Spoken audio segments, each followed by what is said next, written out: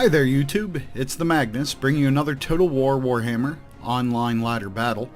Last time we checked in, I was at 200 wins. I got up to 221, and I've moved up to rank 112, hoping to crack that top 100 soon. I think I can. Anyways, today's replay, I'm going to be playing the Warriors of Chaos against the Greenskins. Now, not a super favorable matchup for me, but I like a challenge, and I do think the Warriors of Chaos can be viable here. I've got 5 Forsaken, 2 Chosen, 2 Chaos Knights, 1 Exalted Hero on the Manticore, and 1 Chaos Lord on the Chaos Dragon. Now, my opponent and I set up on opposite corners of the map, so it's going to take us a little while to come together. And in the meantime, I'm going to use my flying units to try and get some sort of advantage here. Isolate these cav potentially, but it looks like he's going to pull those back. Anytime you have flying units and your opponent doesn't, or you have cavalry and your opponent doesn't, something mobile, you definitely want to take the chance to get out there, scout around, and try to get yourself into an advantageous position. And as you can see, I'm just going to kind of do the wheel around the center spoke. You really don't want to get too close to this a lot of times because sometimes funky things happen with the way your units move. So let's take a look at my opponent's build. Looks like he has 2 black orcs, 1 on each of his flanks. He's got 4 of the savage orcs. He's got 3 orc biggins. He has 2 boar boy biggins. And he's also got a night goblin shaman, who of course I couldn't see because of his hiding and sneaking ability. He's got an orc war boss, the goblin big boss, and then it looks like over here he's got another orc boar boy biggin, which again I wasn't able to see that either, well hidden. So I kind of used my flyers to occupy the center of the map, but I noticed at one point here that because I'm kind of occupying this space, he's staying up on this hill, and I don't want him to stay on the hill. You don't want to give a terrain advantage if you don't have to. So you'll notice I kind of shift back a little bit, and I might even go back a little bit further and to the left to kind of encourage him to come down the hill. Terrain is a very important thing. Perhaps not initially when you first start playing, but as you play more, you want to get every advantage you can get and give as little as possible. So we're going to start the line up here. Now initially I'd plan to push out the woods here, but you're going to see I see he's getting situated and he's on the hill, and I'm going to reverse that a little bit here in a minute, or I should say a second. There we go. So I go ahead and shift it out like this, and then he's going to move down the hill a little bit, and then he's going to start moving with his cav. So he's going to come out here, and there's no way with 1 Chaos Knight that I'm going to win a cav engagement straight up. I know that.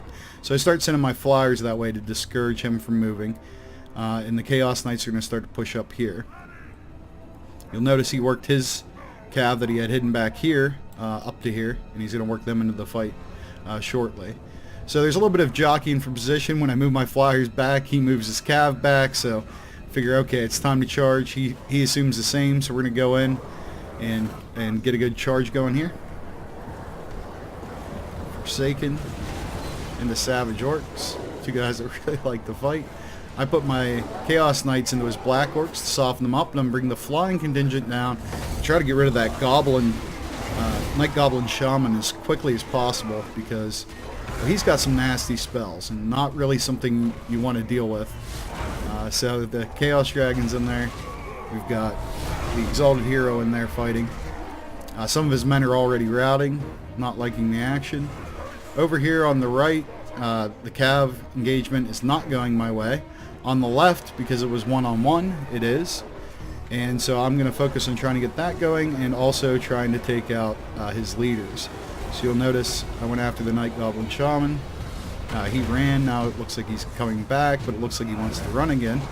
And now I'm going after his Orc War Boss. But he casts Wa, or uses the Wa ability, which is a very potent ability, but unfortunately when he casts it, he doesn't have a whole lot of men around him, so I feel like it was a bit of a waste.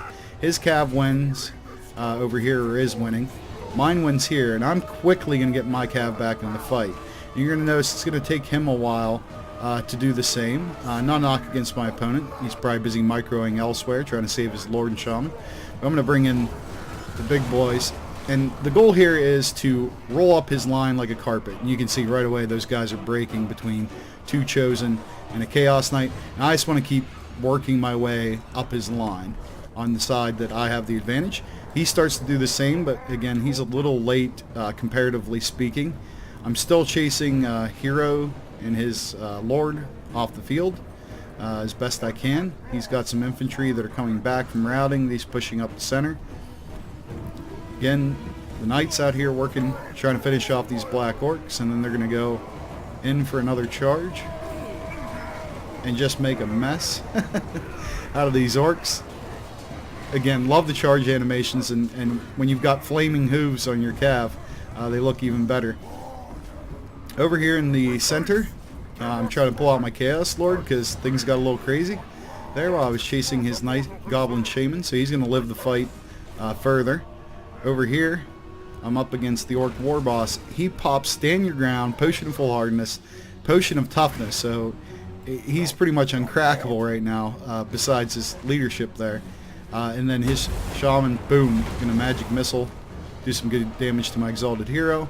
So I decided to pull over my Chaos Dragon and Lord to take care of this guy. And, oh, one bite and you're good, buddy. So no more for him. And now we're gonna have a Lord on Lord fight. In the meantime, his infantry's starting to break down in the center. But here in a little bit, you're gonna notice mine is too. Some guys are coming back, and it looks like some are about to go out. So we just kind of have this big clash going on in the center of primarily infantry.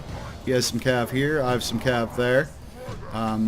His Lord's definitely losing this fight. The little piggy is not going to take on a Chaos Dragon. 2 heads are better than 1, so we're going to take some bacon off his back here. That's too many puns in a short period of time. I apologize. Too much wordplay. Too much wordplay. Not good. So he's trying to get out of dodge, so he's going to run. We go back over to the infantry engagement. You're going to see I'm running out of guys, but who's the only people that are staying and fighting? Of course, the Chosen. Nothing, almost nothing, I shouldn't say nothing, but just about nothing's going to get them off the field. Those guys are going to fight. I killed the enemy Lord with my Chaos Dragon, so that's going to shift things in my favor. He's piling in everybody he can. Smart. He's got a good surround going here. He's definitely making me nervous, and I'm thinking, well, got to get the Chaos Lord over here as quick as possible because he's my best chance to keep this in my favor. One of my Chosen starts to waver. Very close fight. These guys are trying to come back, the Forsaken, but he's piling on them well. Will the Chaos Dragon be able to keep the tide going my way? Or will the Greentide win? Oh, just I love the dragon. Look at this. Just the fear and terror, the damage he causes is too much, especially with no Lord on the field.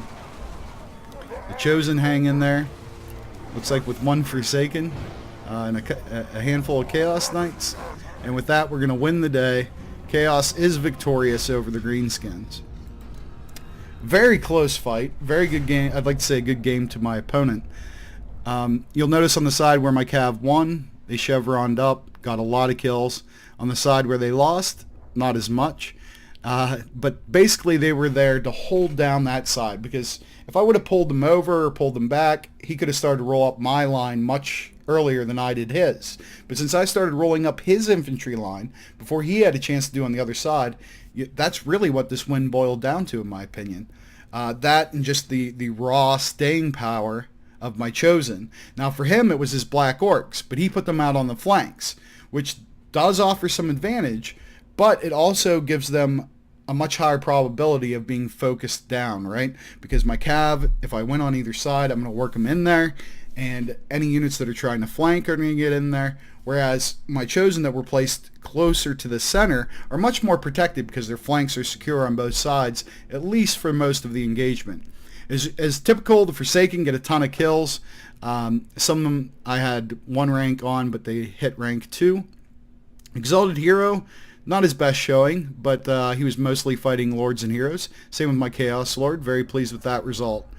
So again, a very good game.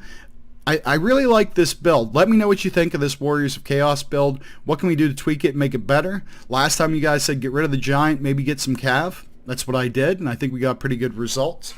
Anyways, looking forward to your comments. If you liked this, enjoyed it, or learned something, please like, please subscribe. And until the next time, this is the Magnus. Thanks, and take care.